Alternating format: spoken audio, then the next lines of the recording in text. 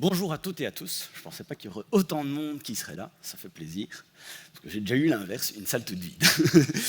Donc, je m'appelle Jonathan Van Belle ou Grumpy, puisque j'ai fait beaucoup de contributions dans l'open source par le passé.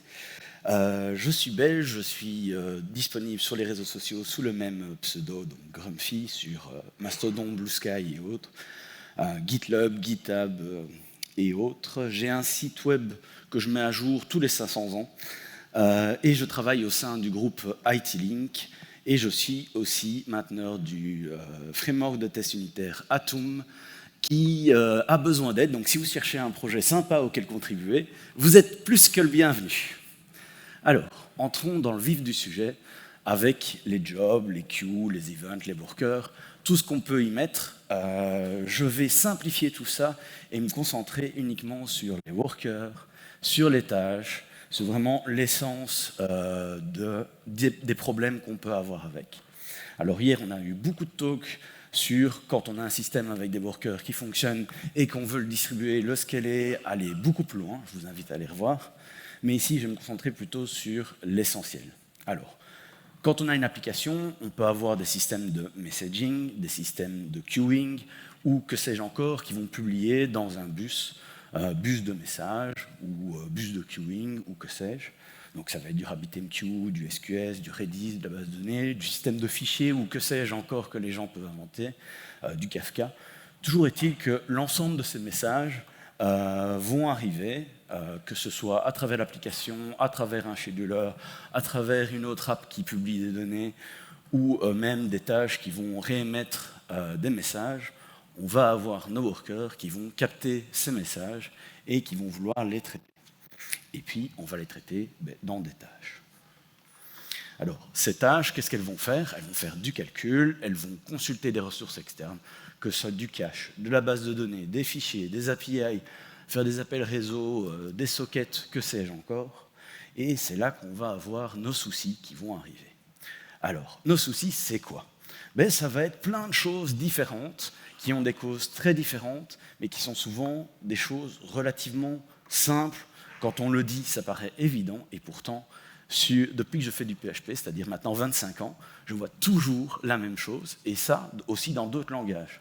Donc ce n'est pas commun aux développeurs PHP, c'est commun à l'industrie de manière générale, c'est-à-dire qu'on ne fait pas attention à sa mémoire, on ne fait pas attention aux ressources qu'on va utiliser, aux API, aux problèmes d'infrastructure, donc un disque plein ou que sais-je encore, des instabilités réseau, et puis bien sûr des problèmes liés au code en lui-même, pas que les ressources, où il y a nos workers qui crachent et on oublie, et c'est souvent au mauvais moment que ça arrive. C'est la cata, c'est horrible, parce que on veut partir en week-end et puis il y a tout qui a craché. Ou pire, on le voit seulement le lundi. Donc, la tâche, ce qu'on va exécuter. Alors, j'ai mis deux cas très bateaux. On va faire un rapport, on va aller puiser les données en base de données, on va les manipuler, et puis on va écrire ça dans un fichier. Ou au contraire, on va prendre notre fichier, le manipuler dans tous les sens, faire des appels d'API pour enrichir tout ça, et puis hop, on rebalance en base de données. Et qu'est-ce qu'on va faire? On va prendre 1000 lignes, ou 10 000 lignes, ou 1 million de lignes. On va refaire un nouvel array avec ces mêmes données, mais qu'on a un petit peu manipulées. Puis on va encore remanipuler ça. On va enrichir de ci, de là, on va filtrer, etc., etc. Et puis on se retrouve avec beaucoup d'enregistrements en mémoire. Tout est saturé. Et en plus de ça, notre DB est en PLS, le file system est en PLS. Bref, il n'y a rien qui va. Et pour faire ça, il y a plein de mécanismes relativement simples et accessibles qu'on peut mettre en place, qui sont, quand on accède à une base de données, d'utiliser des limites. Ça ne sert à rien de requêter 1 million de requêtes. On peut faire plusieurs fois 1000, 10 000 ou 100 données à la fois, suivant ce qu'on cherche. Quand on fait l'insert, on n'est pas obligé de tout bourrer d'un coup. On peut faire des batchs. Et lorsque vous manipulez vos données, pensez à utiliser les générateurs. Les générateurs, le gros avantage, c'est l'impact mémoire, c'est qu'il va être quasi constant. En PHP aussi, quand on manipule des flux, on a tous les mécanismes liés au stream, et que ce soit en lecture ou en écriture, il y a de la bufferisation. Et donc, profitez-en. C'est vraiment des outils qui vous facilite la vie et qui évite vraiment d'exploser tout. Et puis, vous allez utiliser des librairies pour manipuler tout ça. Quand vous écrivez un Excel, par exemple, la plupart des gens vont utiliser PHP Office avec PHP Spreadsheet. Il y a une petite option pour activer le cache. Si vous activez le cache, au lieu d'attendre d'avoir tous les records qui vont être enregistrés dans votre fichier Excel, ça va se faire au fur et à mesure. Et du coup, nouveau, pas de saturation mémoire. Et quand vous écrivez un Excel, pour ceux qui l'ont déjà fait, vous savez que ça peut très vite exploser la mémoire, parce que c'est comme ça. Et puis, il y a les optimisations globales de mémoire que PHP peut offrir en fonction des versions, donc là c'est adapté, mais on l'a vu ces derniers temps, quand on utilise des objets plutôt que des arrêts, d'arrêts, comme on faisait avant, on a des gros impacts sur la mémoire, et on se porte tous beaucoup mieux. Alors ici, je vous ai mis un pseudocode avec des générateurs. Le but, c'était juste de montrer un petit peu ce qu'on fait d'habitude. C'est qu'on a quelque part dans notre code un getResult qui va aller chercher les choses en DB, et puis on va mettre ça dans un tableau. On peut faire une génération. Pareil pour le mapping, pareil pour l'enrichissement, etc. Si jamais, tout le long du process, on utilise des générateurs, en fait, on peut les faire suivre. Alors, en général, on n'écrit pas du code comme ça, on fait ça un peu mieux, ou on utilise des monades, comme ça a été expliqué hier, ou des choses plus simples. Mais même un simple mapping des résultats avec un yield vous fait gagner en performance. Et puis, lorsque vous écrivez, utilisez du batch, vous allez vraiment gagner en performance et en lisibilité aussi, même si ça vient avec son lot de contraintes quand il y a des problèmes. Alors, pour gérer la mémoire, si jamais vous avez des soucis, il y a des outils. Alors, ces outils bruts de décoffrage, c'est sympa, mais c'est très brut. Et en général, il faut convertir les unités, c'est pas très sympa. La plupart d'entre nous utilisent des frameworks. Dans les frameworks, il y a des profilers qui fonctionnent aussi en ligne de commande, donc dans le cadre d'un worker.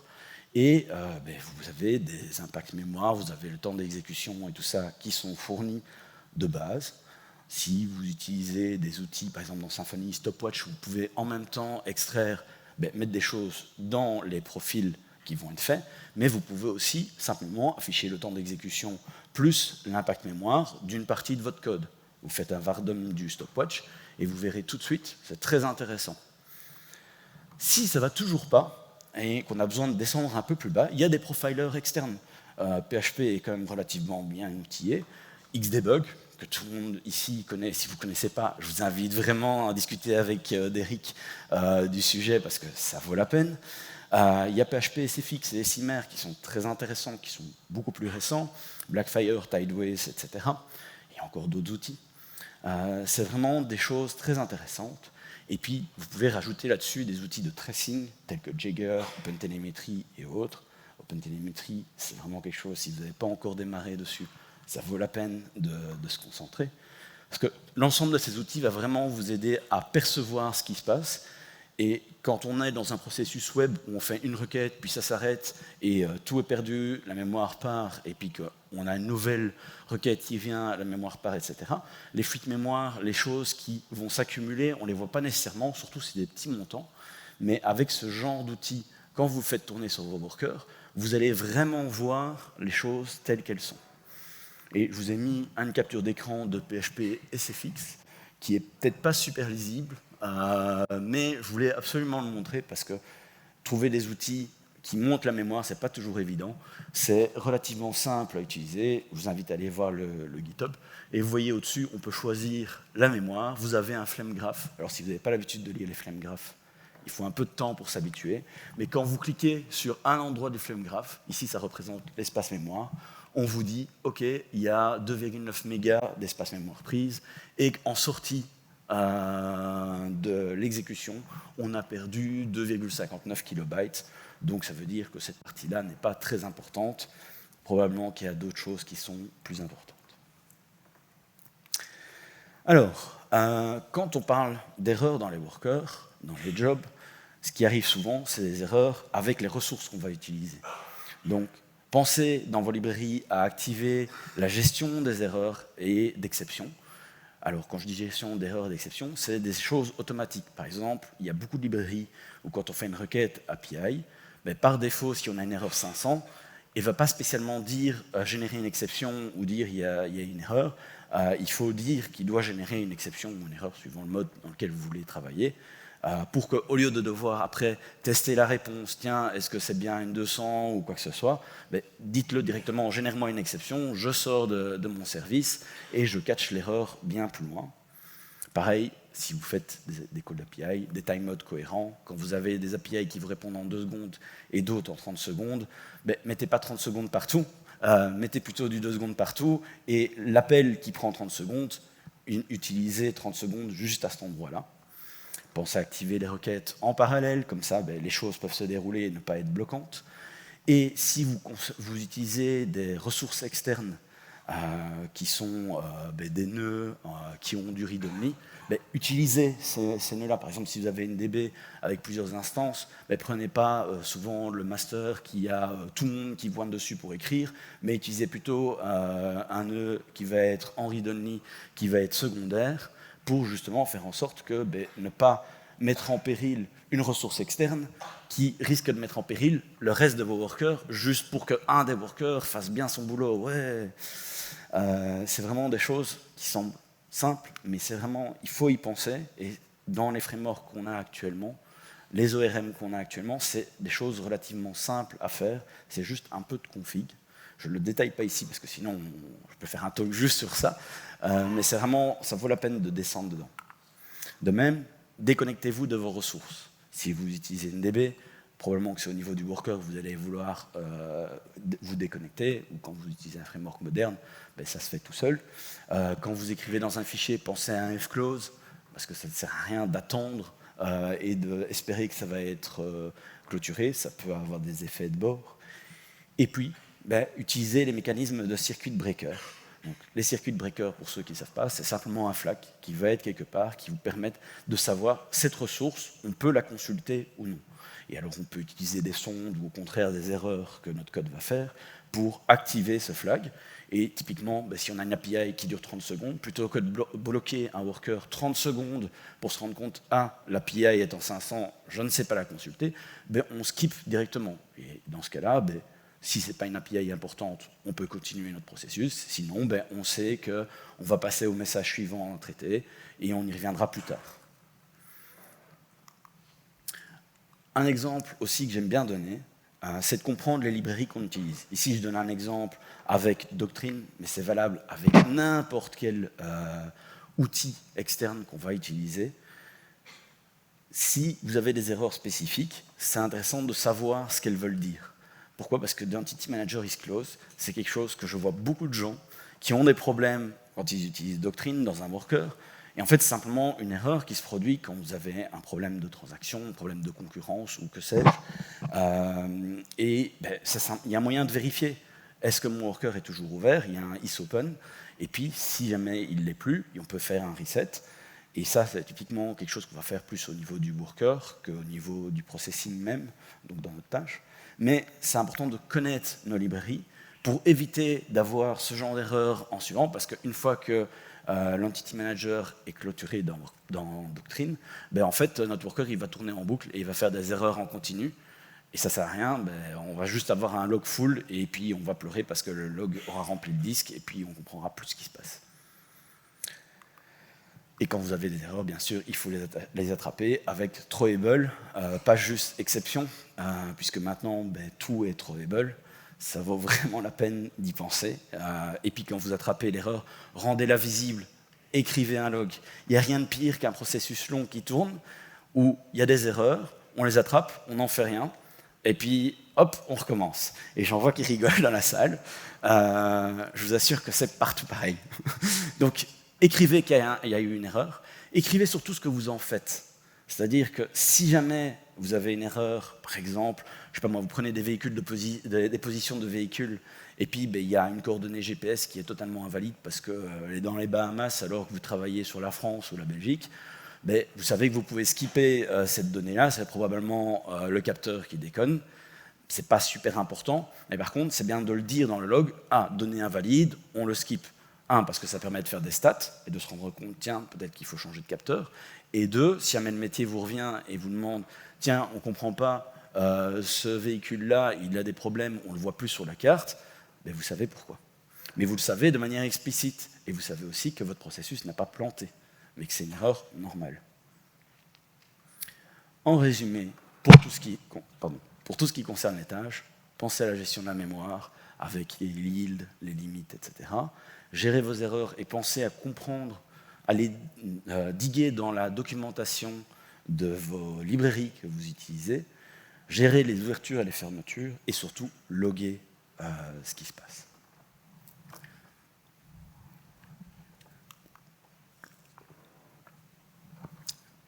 Maintenant que j'ai beaucoup parlé du processus et de l'exécution même, je vais un peu plus me concentrer sur le worker et l'exécution de celui-ci. Et que ce soit un worker custom ou que ce soit un worker issu d'un framework ou d'une librairie, il faut discuter avec l'infrastructure, avec vos sysadmins, avec vos DevOps, parce que vous utilisiez une VM, un conteneur, un pass ou que sais-je, les mêmes questions vont se poser. C'est-à-dire, comment détecter qu'il y a un souci sur le worker, comment le relancer automatiquement, et est-ce qu'il faut le relancer automatiquement? Est-ce qu'on le fait directement ou après un délai? Et est-ce qu'on prévoit un maximum de relance? C'est tout simple comme question, mais c'est des questions qui ont vraiment leur valeur. Et si vous y songez en tant que dev, vous allez parfois un petit peu changer la manière dont vous avez créé votre code, parce que vous vous dites « Ah oui, mais non, mais en fait, je veux être beaucoup plus explicite dans mon code de sortie, je veux être beaucoup plus explicite dans mon log, pour qu'en fait, la personne qui s'occupe à l'infra de relancer tout ça, elle n'ait pas besoin de m'appeler, et qu'elle puisse faire ça toute seule. » Et puis, votre worker, il tourne dans un environnement PHP, puisqu'on a une conférence PHP, et ça vaut la peine un petit peu de se concentrer sur la configuration de celui-ci. Activez l'opcache. Quand vous êtes en ligne de commande, par défaut, il n'y a pas d'opcache. Quand vous êtes dans le web, vous activez opcache, vous activez le just-in-time. Pour la plupart des gens, c'est un effet plus que bénéfice. Et donc, ça vaut la peine aussi dans les workers de l'activer, parce que vous allez avoir le même gain que quand vous êtes dans le web. Par contre, quand vous activez l'opcache, il y a quelque chose qui va changer, c'est qu'il y a un petit overhead de mémoire. Mais cet overhead de mémoire, vous pouvez l'avoir avec opcache get status et savoir quel est l'impact de la mémoire sur ce qui va rester en fait d'espace mémoire pour que votre worker travaille. Et du coup, c'est un peu plus prédictible aussi que des choses qui vont varier dans le temps en fonction des includes qui vont être faits, etc. Donc ça vaut la peine. Et quand vous avez des extensions qui sont inutiles, les extensions, c'est comme votre code, il peut avoir des bugs dedans, il peut avoir des choses mal faites, et du coup, ça vaut la peine de désactiver les extensions qu'on n'utilise pas, parce que, pas toujours, mais dans certains cas, vous allez gagner du temps d'exécution, dans certains cas, vous allez éviter des fuites mémoire. Il y a quelques mois, j'ai eu des fuites mémoire sur une extension PHP, j'ai bien galéré, parce que ça me faisait crasher opcache, ça me faisait crasher plein de processus. J'ai fini par trouver l'extension. Bon, je n'ai pas trouvé tout seul, mais j'ai fini par trouver l'extension, je l'ai désactivée, le problème était résolu. Et puis, pensez aussi à diguer la configuration de PHP. Je pense qu'il n'y a pas assez de développeurs qui vont lire la doc sur le sujet, qui désactivent certaines options, qui en activent d'autres, parce qu'il y a plein de choses merveilleuses à fine-tuner pour avoir une configuration de petits oignons et avoir quelque chose qui tourne vraiment mieux. Et ça fait partie aussi de notre boulot de connaître un petit peu ça. Bon, peut-être pas quand on est junior, mais dès qu'on commence à avoir la seniorité, c'est des choses intéressantes à savoir. Et puis, il y a toute la partie framework, parce que on est beaucoup à travailler avec des frameworks, Laravel, Symfony ou que sais-je, parce qu'il y a des nouveaux qui arrivent. Pensez à désactiver le mode debug quand vous êtes en production, parce que quand il y a un mode debug, il y a beaucoup de choses qui sont actives, des sondes à gauche, à droite. Et même quand vous désactivez le mode debug, soyez attentif un petit peu au mode de fonctionnement de votre framework si vous continuez à avoir des fuites de mémoire. Par exemple, Symfony a un mode tracing interne quand vous faites des appels API ou des requêtes, etc., qui fonctionne très différent avant la version 7. Avec la version 7, il y a beaucoup de choses qui ont été corrigées, mais toujours est-il que vous pouvez toujours avoir des problèmes de fuite de mémoire quand vous faites des API, des calls d'API avec HTTP dans Symfony. Quand vous êtes dans version 6, et il faut juste penser à changer ce mode de tracing. Et puis, l'exécution automatique, c'est cool, mais dans certains cas, ça vaut la peine de le désactiver. Il n'y a pas longtemps, sur le projet sur lequel je suis, on a du Symfony, API Platform et Mercure. On avait tout un processus qui mettait à jour toute une série d'entités et plusieurs fois les mêmes entités de manière automatique. Un processus relativement gourmand parce que ça envoyait beaucoup de requêtes. Sauf qu'en fait, on arrivait à une saturation à un moment donné de ce qu'on envoyait vers Mercure parce que on envoyait beaucoup de mises à jour. Et puis derrière, une fois qu'on avait fini tout ça, après, on faisait quand même l'appel Mercure nous-mêmes, parce qu'en fait, on avait migré progressivement un code, et tous ces trucs automatiques nous ont bloqués. Et puis en fait, on s'est rendu compte, mais en fait, c'est stupide. On fait 2 fois la même chose, une fois de manière automatique, une fois de manière manuelle. On a désactivé les automatismes, temporairement, le temps de faire les mises à jour des entités, et puis on a simplement continué notre mise à jour, qui en fait était beaucoup plus légère, la quantité d'entités qu'on mettait à jour, et puis tout s'est bien passé. Voilà, donc ça, c'est des choses où il faut comprendre vraiment l'intérieur de ce qu'on fait, et pas toujours s'appuyer sur les trucs magiques, mais au contraire, bien comprendre les mécanismes qui sont derrière. Et pareil que pour les jobs, il faut gérer vos erreurs. Par contre, ici, vous devez vraiment les gérer pour éviter que ça se crache, et que vous ayez des problèmes de simplement, votre worker disparaît et puis vous ne comprenez pas pourquoi. Pensez à votre try-catch global avec votre throwable, vous mettez je m'arrête parce que j'ai une erreur, et puis votre système va le relancer automatiquement si vous avez du Kubernetes, du système D ou autre. C'est vraiment important qu'il y ait ce log qui soit là, parce que le jour où vous devez débugger et que vous voyez juste, tiens, il a redémarré, je ne comprends pas pourquoi, qu'est-ce qui s'est passé, simplement le fait d'avoir ce log d'erreur va vous permettre de dire, ok, c'est un crash, ou au contraire, il y a d'autres choses. Si votre worker s'arrête, c'est bien de respecter certains standards. Il y a des codes de sortie. Un worker, c'est un processus long, mais c'est une ligne de commande que vous lancez. Dans la ligne de commande, dans l'environnement Unix, et c'est pareil dans un environnement Windows, mais je vais surtout me concentrer sur un environnement Unix, il y a le sortie 0 pour dire que ça va bien. On a l'habitude de l'inverse en PHP, mais quand on fait une ligne de commande, 0 ça veut dire que ça va bien, et puis de 1 à 255, c'est des codes d'erreur. Des codes d'erreur qui sont standardisés. En général, tout le monde met 0 ou 1, mais vous pouvez jouer aussi avec ça, parce que ça va aider les gens qui vont gérer le worker pour que ça se relance correctement. Et puis, pour que votre worker s'arrête bien, c'est bien aussi d'être attentif aux signaux d'arrêt, donc c'est-à-dire les signaux POSIX. Il y a par exemple votre Kubernetes qui va dire « Ah, j'ai une nouvelle version, donc je vais arrêter le pod dans lequel vous êtes pour que le worker s'arrête, et puis qu'on puisse déployer la nouvelle version, ou votre VM doit s'arrêter, ou que sais-je. » Il y a des signaux qui vont être envoyés pour dire « Arrête-toi ». Et du coup, si vous faites une gestion correcte, vous pouvez capter qu'il y a un signal d'arrêt, vous terminez votre tâche courante, vous loguez « J'ai reçu un signal d'arrêt », vous partez et tout se passe bien, vous avez fait un arrêt propre, plutôt que d'avoir un crash en plein milieu de votre exécution. Et puis, si vous créez quelque chose de maison, ça vaut la peine de vous arrêter 2 secondes et pas juste faire une boucle et puis on est parti, mais de plutôt penser un petit peu à ce que vous allez faire et de comment vous allez le gérer. On a des nouveaux mécanismes de coroutine en PHP, donc il y a le fiber, il y a le yield, qui peuvent vous aider à justement faire un processus qui va s'exécuter, qui va être attentif à d'autres signaux avant de continuer, etc. Ça vaut la peine de les utiliser. Vous pouvez aussi passer par des sous-processus tels que les forks. Alors ça amène tout son mécanisme de complexité, mais c'est des choses qui peuvent être intéressantes dans certains cas. Et puis, il y a plein de librairies et plein d'outils qui existent, React, AMP, Roadrunner, ou que sais-je, qui vous permettent de faire des workers plus facilement qu'à la main, avec toute une série de gestions déjà prévues, comme la gestion des signaux, des choses comme ça. Et puis, vous pouvez lancer des processus. Si vous êtes plus fancy, lancer des autres commandes, utiliser un appel à une function as a service, ou que sais-je encore, mais en fonction de ce que vous voulez faire, de ce que vous voulez réaliser, une simple boucle peut convenir, ou il faut penser à des solutions plus complexes. En général, moi, je sois soit dans une exécution bateau avec une bête boucle, et puis j'écoute, je sais pas moi, RabbitMQ, et puis je vais consommer mes trucs, soit je fais des forks. Si j'ai déjà des librairies pour d'autres raisons qui sont présentes, je vais utiliser des librairies, mais la majorité du temps, ça me convient, ça me suffit. Mais ça, c'est aussi parce que je fais ça depuis un certain temps. Si on n'a pas l'habitude, ça vaut peut-être la peine de ne pas devoir prendre le temps d'apprentissage et de directement utiliser des librairies qui font ça bien. Alors, quelques petites astuces. Si vous utilisez des systèmes de queue, des systèmes de messaging, il y a toute une série de mécanismes qui sont fournis avec pour prendre le message, les relâcher, les bloquer, les redémarrer. Ça vaut la peine de les comprendre et de les utiliser. Pensez à loguer vos arrêts, vos démarrages. Encore une fois, en cas de crash, le fait de simplement avoir un bête message qui vous dit « ça a démarré correctement, ça a fini correctement », c'est quelque chose qui vous relaxe. C'est vraiment quelque chose où vous allez vous dire « ok, je peux arrêter de paniquer, je sais qu'il y a eu un problème, mais je sais que c'est un problème géré.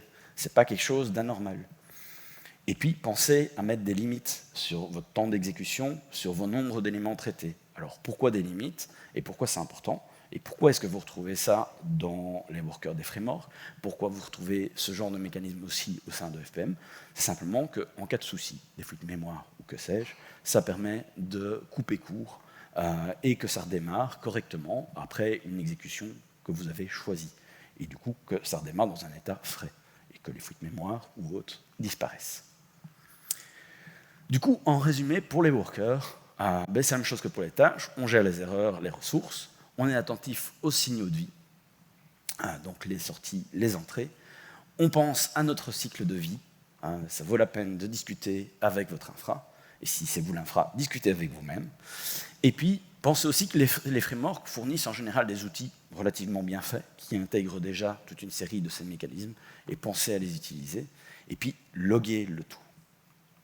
Alors, c'est bien tout ça, mais c'est bien aussi de consolider un petit peu tout ça.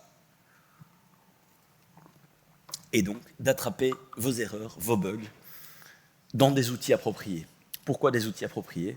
Parce que ça vous permettra de corréler, d'agréger tout ça, et de pouvoir travailler de manière sereine dessus, avec justement vous pouvez dire à votre métier, tiens, on a repéré un bug, mais on est sûr qu'il ne reviendra pas, parce que votre outil va vous dire si ça revient ou si ça ne revient pas.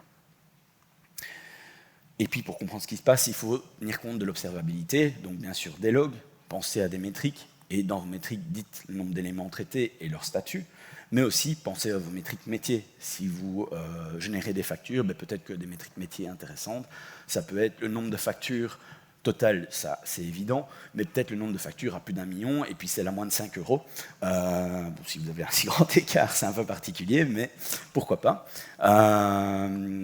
Et pour ça, pour les métriques, il y a plein d'outils qui existent, StatsD, OpenMetric, donc Prometheus, OpenTelemetry et plein d'autres choses. Vous faites PHP métrique, vous allez trouver plein de choses intéressantes et il y a eu plein de talks sur le sujet. Et puis, dernièrement, ça vaut la peine d'activer des traces. OpenTelemetry, Dynatrace, Jagger et autres, c'est des choses intéressantes. Il y a beaucoup d'outils sur le sujet, puisque c'est un sujet qui est là depuis déjà un petit moment, mais on a un peu moins l'habitude en PHP. Mais par contre, pensez à désactiver la trace au niveau du worker pour l'activer au niveau de la tâche, parce que si vous l'activez au worker et puis que tous les processus que vous lancez tracent, vous allez avoir des gigas, voire des dizaines de gigas, voire peut-être des centaines de gigas. Si votre worker tourne plusieurs jours, votre système ne va pas apprécier. Donc c'est des choses où il faut être un petit peu attentif, mais c'est des choses qui vous permettent de vraiment comprendre. Est-ce que tout le monde voit ce que c'est de la trace? Parce que je dis ça, mais qui voit ce que c'est? Ok, ça va, la majorité savent ce que c'est. Si vous ne savez pas, moi je vous invite plutôt à chercher, parce que vous allez découvrir un monde qui va vous ouvrir des portes très intéressantes. C'est vraiment des choses très chouettes. Et puis pensez à vos éléments ingérables. Donc c'est-à-dire, il y a des mécanismes standards comme les dead letter queue, les failed job queue. Et même quand ce n'est pas des queuing, il y a des systèmes équivalents. D'ailleurs, ça vous permet de sortir des métriques, des alertes et faire de l'analyse dessus. Alors, j'arrive bientôt à la fin, mais quelques bonnes pratiques. Pensez un job égale une tâche précise.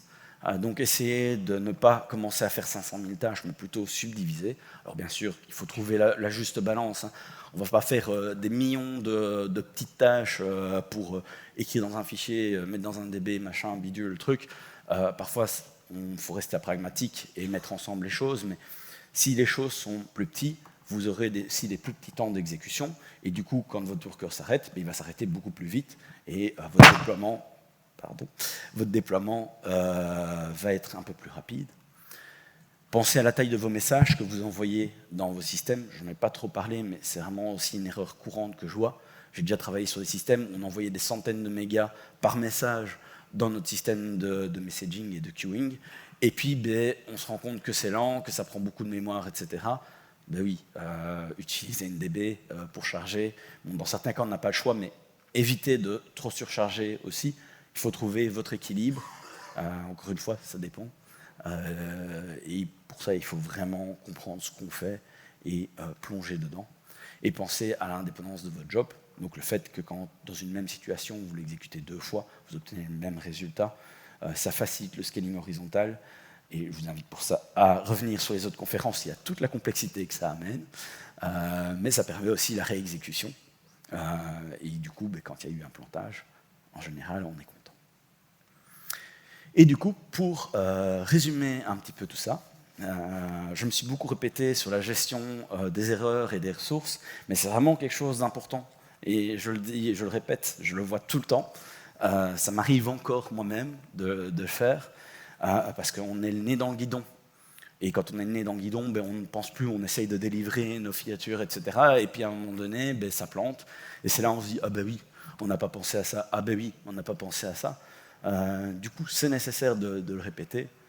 Être attentif à sa mémoire, penser aux signaux in-out et à votre cycle de vie. Et pas hésiter à subdiviser les choses et à surtout penser loguer et mettre des métriques. Il faut que les choses soient visibles. Il faut que quand vous ayez un problème, vous soyez relax quand vous voyez votre trace d'erreur et que vous ne dites pas « merde, ça a planté », mais plutôt « ah, on a eu un problème, mais c'est pas grave, le processus a continué ».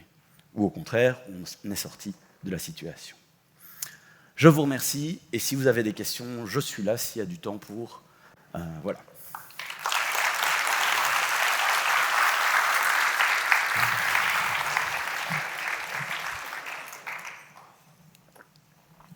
Merci Jonathan pour ta conférence. On va avoir le temps pour quelques questions. Du coup, n'hésitez pas à lever la main. J'en ai une juste. Bonjour et merci beaucoup pour la conf. À un moment, tu as cité OpenTelemetry. Et je voulais savoir si vous l'utilisiez directement en prod et comment vous faisiez. Parce que j'ai l'impression qu'au niveau du SDK, ça manque parfois un peu de souplesse.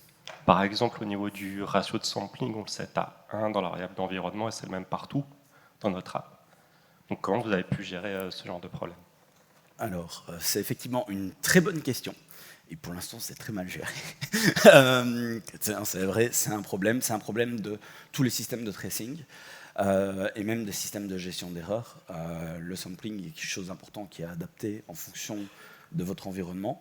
Nous, la chance qu'on a, c'est que nos workers tournent dans Kubernetes et donc sur des systèmes différents. Donc on peut mettre des variables d'environnement différents de notre processus web. Ce qu'on fait attention, c'est qu'on discute avec nos infras, on voit si on en envoie trop ou pas, et en fonction de ça, on adapte. Pour l'instant, c'est à peu près comme ça qu'on a résolu. J'ai pas de bonne réponse parce que je me suis pas encore vraiment penché sur le sujet. Et effectivement, actuellement, l'intégration au niveau de PHP et de Symfony n'est pas encore des plus exceptionnelles.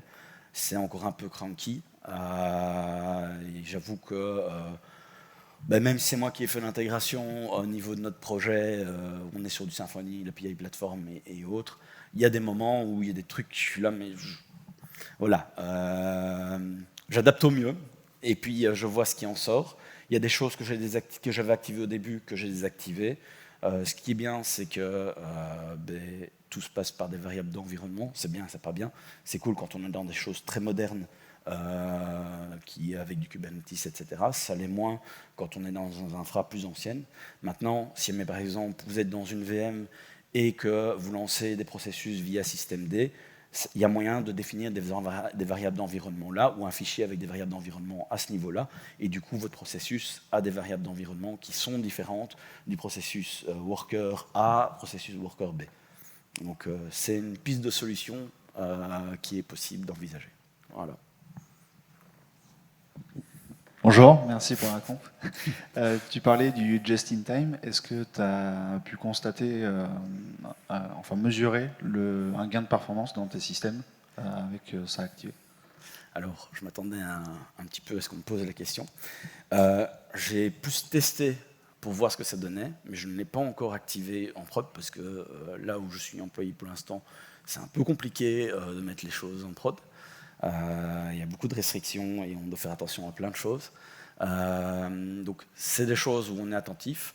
Sur le côté web, c'est actif depuis longtemps, même si on a dû le désactiver à un moment donné à cause d'une fuite mémoire dans une extension. Maintenant, ça tourne, on est très content.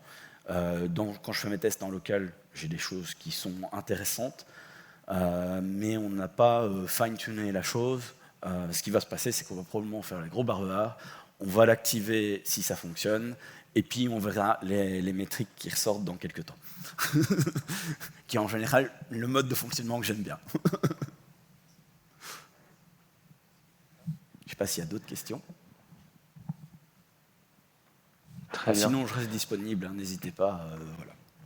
Merci beaucoup, Jonathan, pour ta conférence. Je vais juste faire un petit rappel vite fait. La première conférence dans la grande salle n'est pas bonne sur votre planning. Ça sera la conf FrankenPHP et non pas 180 000 requêtes telle qu'elle est indiquée. On a dû faire quelques changements malheureusement. Et sinon, je vous souhaite une bonne pause et à plus tard. Bonne journée.